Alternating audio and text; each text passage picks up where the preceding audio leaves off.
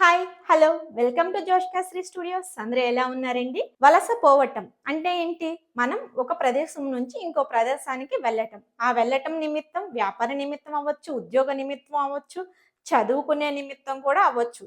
So ఇలా వెళ్ళిపోవడము ఇప్పుడు మాత్రమే స్టార్ట్ అయిందా? ఇంతకు ముందు పూర్వకాలంలో అలాంటి వలసపోవటాలు లేవా? ఒక్కసారి ఆలోచించండి. మీరెక్కడుంటున్నారు? మీ నాన్నగారు ఎక్కడుండేవాళ్ళు? మీ తాతగారు ఎక్కడుండేవాళ్ళు? మీ ముత్తాతగారు ఎక్కడుండేవాళ్ళు? వీళ్ళందరూ ఒకటే ప్లేసెస్‌లో ఉన్నారా? ఒకసారి ఆలోచించండి.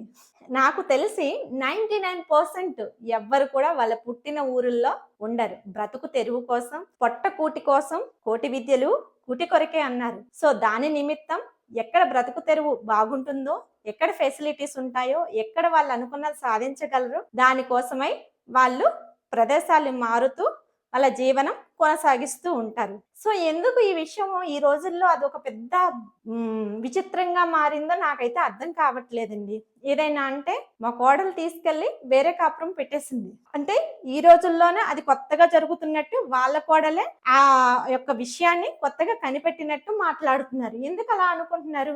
మీరు మీరు కూడా అలాగే కదా! మీ అత్తగారింటి నుంచి వేరే ఇంటికొచ్చి ఉద్యోగరీత్యా స్థిరపడి ఉండొచ్చు. లేకపోతే వ్యాపార రీత్యా స్థిరపడి ఉండొచ్చు. మీరు పుట్టిన చోట అయితే ఉండలేదు కదా! మీ అత్తగారు, మామగారు ఎక్కడ పుట్టారో అక్కడే ఉండలేదు కదా! వాళ్ళ అత్తగారు, మామగారు ఎక్కడ పుట్టారో అక్కడే ఉండలేదు కదా! మారుతూ వచ్చారు కదా! అది ఉద్యోగ నిమిత్తం అవ్వచ్చు, వ్యాపార నిమిత్తం అవ్వచ్చు, లేకపోతే బ్రతుకు తెరువు కోసం ఏదైనా ఒక పని కోసం అయ్యుండొచ్చు. ఎవరు పుట్టిన ఊరుల్లో ఉండి వాళ్ళ యొక్క జీవనాన్ని కొనసాగిస్తూ ఉన్నారండి తరతరాలుగా? ఎవ్వరూ ఉండరు. ఒక భూదేవతని నమ్ముకున్న వ్యవసాయం చేసే వాళ్ళు మాత్రమే, రైతన్నలు మాత్రమే అలా ఉంటారు. ఎందుకంటే వాళ్ళకు సాగు చేసుకునే భూమి ఉంటది. ఆ భూమిని తీసుకొని పక్కకి వెళ్ళిపోలేరు కదా వాళ్ళు. సో అందుకనే ఆ భూమిని నమ్ముకున్న వాళ్ళు మాత్రమే ఆ ఊరి నుంచి కదలకుండా తరతరాలుగా వ్యవసాయం చేసుకుంటూ అక్కడే స్థిరపడిపోయి ఉంటారు. అలా కాకుండా బాగా ఆస్తులు సంపాదించి ఫ్యాక్టరీలుండి, ప్రాపర్టీస్ ఉండి ఆస్తులను చూసుకోవాలి అనుకునే వాళ్ళు కూడా అలా కదలకుండా అక్కడే ఉండిపోయి చూసుకుంటూ ఉంటారు. కానీ మిగిలిన వాళ్ళందరూ ఏదో ఒక పని కోసమో, చదువు కోసమో, ఉద్యోగం కోసమో, వ్యాపారం కోసమో రకరకాల ప్రదేశాలు మారుతూ ఉంటారు. సో వలసపోవటం అనేది ఇప్పుడు కొత్తగా వచ్చిన పదము కాదు, ఇప్పుడు కొత్తగా ఉన్నది కూడా కాదు. ఎప్పటి నుంచో ఉన్నదే. కాకపోతే ఇప్పుడు బాగా సోషల్ మీడియా, బాగా టీవీ ప్రచారాలు ఎక్కువైపోయి అదొక పెద్ద ఇన్సిడెంట్‌గా సృష్టిస్తున్నారనమాట. అంతేగాని ఆ మార్పు అప్పుడు ఉంది, ఇప్పుడు ఉంది. కానీ ఇక్కడ మనం చెప్పుకోవాల్సిన అసలు విషయం ఏంటంటే చాలా మంది బాధపడుతూ ఉంటారనమాట. ఏంటంటే నా కోడలొచ్చాకే నా కొడుకుని నా నుంచి వేరు చేసేసింది. నా కొడుకుని తీసుకెళ్ళిపోయి వేరే ఊర్లో కాపురం పెట్టేసింది. ఏంటి ఇక్కడ ఉద్యోగాలు లేవా? ఇక్కడ వ్యాపారాలు లేవా ఉండటానికి? అని చాలా మంది అత్తగారులు, మామగారులు చాలా మంది బాధపడుతూ ఉంటారు. నిజమే, కాదని నేను చెప్పను. కానీ పెళ్ళికి ముందు కొడుకు ఫారెన్‌లో విదేశాల్లో ఉన్న, వేరే రాష్ట్రాల్లో ఉన్న నా కొడుకు గర్వంగా చెప్పుకుంటారనమాట. నా కొడుకు విదేశాల్లో ఉద్యోగం చేస్తున్నాడు. బాగా ఉంటున్నాడు.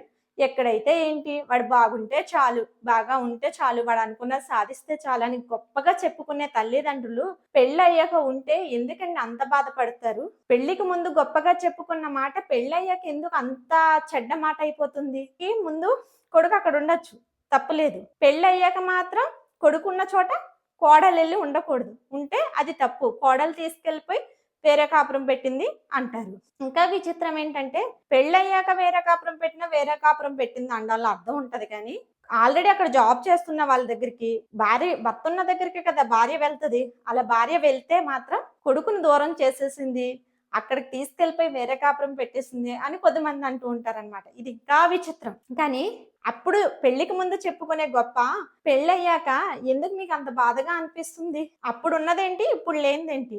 అంటే అప్పుడు మీ కొడుకు లైఫ్‌లో ఎవ్వరూ లేరు. ఇప్పుడు మీ కోడలుంది. అదే మీ బాధ. ఎక్కడ దూరం చేసేస్తదో, ఎక్కడ ఇది చేసేస్తదో. అప్పుడు ఆ దూరం దూరం కాదు. ఇప్పుడున్న దూరం దూరం. అప్పుడుండే ప్రేమ ప్రేమ కాదు. ఇప్పుడుండే ప్రేమ ప్రేమ. అంటే అదేంటండి? చిన్నప్పుడు పిల్లల భవిష్యత్తు కోసమే కదా! హాస్టల్స్ అని చెప్పేసి కష్టమైనా పిల్లలు ఉండలేకపోయినా మనం బలవంతంగా గుండె ధైర్యం చేసుకొని మరి హాస్టల్స్‌లో పెట్టి దూరంగా పెట్టి పిల్లల్ని చదివిస్తారు. అది తప్పు కాదు.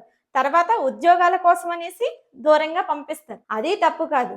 అదే కోడలు పెళ్ళయ్యాక పంపిస్తే మాత్రం మమ్మల్ని అన్యాయం చేసేసారు, మమ్మల్ని వదిలేశారు, వాళ్ళ బ్రతుకు వాళ్ళు చూసుకున్నారు అని రకరకాల మాటలు అంటూ ఉంటారు, జనాలతో అనిపిస్తారు. జనాలంటే వీళ్ళు కూడా తానాన్ని తందానాన్ని పాడతారు. కానీ ఒకటి గుర్తుంచుకోండి, తల్లిదండ్రులుగా మీ బాధ్యత ముగిసింది, కానీ మీ పిల్లల బాధ్యత తల్లిదండ్రులుగా మొదలయ్యింది. మీరు చూసిన ప్రపంచం వేరు, ఇప్పుడున్న ప్రపంచం వేరు. మీరు కన్న పిల్లలకి ఒకప్పుడు చదివించాలంటే అంత కంపారిజన్ లేదు, అంత డబ్బుతో ముడిపడి లేదు, అంత కాంపిటేటివ్ కూడా లేదు. ఇప్పుడు పిల్లలకి చదివించాలంటే ఫుల్ కాంపిటీషన్. డబ్బు డబ్బు వెదజల్లితేనే కానీ చదువులు రావట్లేదు. ఎంత మంచి స్కూల్లో జాయిన్ చేయాలంటే అంతగా డబ్బులు కట్టాలి. సో అలాంటి కాంపిటేటివ్ వరల్డ్‌లో ఎప్పుడు కూడా మన మన కోసము, మన తల్లిదండ్రుల కోసము అని ఆలోచించుకుంటా కూర్చుంటే, మనం కన్న పిల్లల గురించి కూడా మనం ఆలోచించాలి కదా! వాళ్ళ భవిష్యత్తు గురించి కూడా ఆలోచించే హక్కు ఉంది కదా! అప్పుడు పిల్లలు నోరు తెరిచి ఇది కావాలి అని అడిగేవాళ్ళు కాదు. నువ్వు వీళ్ళని చేసుకో అంటే తల వంచుకొని చేసుకునేవాళ్ళు. కానీ ఇప్పుడు పిల్లలు అలా కాదు. నాకది కావాలి, నాకిది కావాలి, నాకు అలా చేసి పెట్టండి, ఇలా చేసి పెట్టండి, ఎందుకు సంపాదించి పెట్టరు అని క్వెషన్స్ చేసి అడిగే జనరేషన్ మొదలయ్యింది. సో ఒకప్పుడు పిల్లలు తల్లిదండ్రులు ఇచ్చినా ఇవ్వకపోయినా సంతోషమే, పెంచితేనే గొప్ప. కానీ ఇప్పుడు అలా కాదు, ఎంత రిచ్‌గా పెంచారు అనేదే గొప్ప. అలా తయారైంది ప్రపంచం. సో ఆలోచించండి ఒకసారి, మీరు బాధ్యతల నుండి విరమించుకున్నారు, మీ పిల్లలు బాధ్యతల్లోకి ప్రయాణిస్తున్నారు. సో వాళ్ళకి సౌకర్యంగా ఉండి సపోర్ట్ చేసి ఒక మంచి తల్లిదండ్రులుగా ఉంటారు. లేకపోతే ప్రతి క్షణం వాళ్ళని తిట్టుకుంటూ, గొడవలు పెట్టుకుంటూ, వాళ్ళని మాటలంటూ ప్రతి క్షణం బాధతో కుంగతీస్తారో అది మీ యొక్క అంతరాత్మకే నేను వదిలేస్తున్నాను. ఇదైతే ఎవరిని ఉద్దేశించి మాట్లాడింది కదండీ, జనరలైజ్‌గా చెప్పింది. సో కంటెంట్ నచ్చినట్లయితే వీడియోని లైక్ చేయండి, షేర్ చేయండి అండ్ కొత్తగా చూస్తున్న వాళ్ళు సబ్స్క్రైబ్ చేసుకోండి. మళ్ళీ కొత్త కంటెంట్‌తో కలుసుకుందాం. Until then bye bye. Thank you all.